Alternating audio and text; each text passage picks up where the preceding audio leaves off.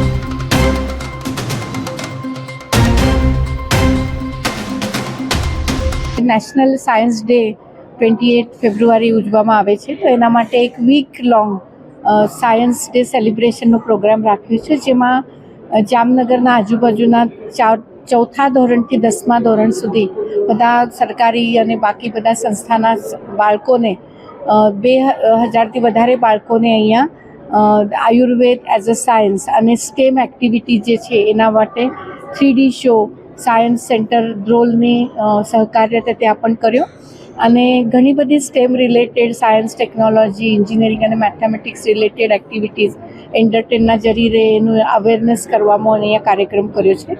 તો ઇટરાના જેટલા scientist faculty staff members એ બધા જ આમાં જોડાયેલા છે અને આ સાયન્સ ડે ઉજવવામાં એમનું બહુ બધી ભાગીદારી છે.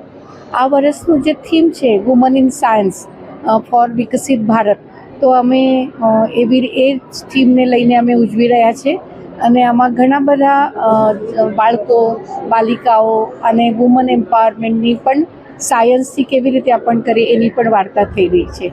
અને Ayurveda as a science to have the global recognition એ પણ અમે આમાં વધારે આના ઉપર જોર આપી રહ્યા છીએ. ધન્વંતરી ગ્રાઉન્ડમાં જે સ્ટેમ એક્ટિવિટી છે સાયન્સ, એન્જિનિયરિંગ, ટેકનોલોજી અને મેથેમેટિક્સ, સો એનું અવેરનેસ જે આપણ કરીએ તો એને એન્ટરટેન કરીએ એની ઘણી બધી એક્ટિવિટીઝ સ્ટેમ રિલેટેડ આપણ કરી રહ્યા છે અને એમાં પણ બાળકો માટેની એક્ટિવિટી સ્ટેમનું અવેરનેસ કરવા માટે આપણ નેક્સ્ટ 3 દિવસમાં કરશું અને 100ના બેચમાં આપણ એવી રીતે દરરોજ 3 બેચીસમાં આપણ એમની એક્ટિવિટી કરી રહ્યા છીએ.